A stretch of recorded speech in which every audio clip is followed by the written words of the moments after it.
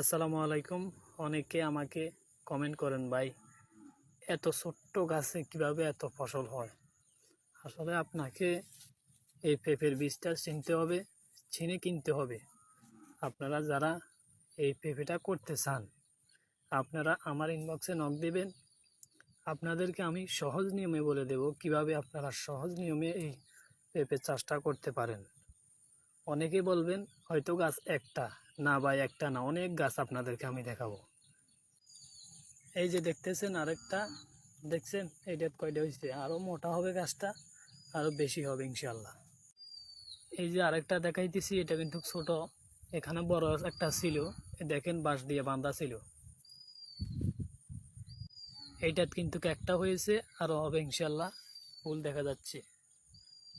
এই যে দেখেন কিভাবে হয়েছে, আরো বড় হবে এই জিনিসটা। এটার কিন্তু মাথা তিনটা মাথায় অনেক পেঁপে হবে ইনশাল্লাহ।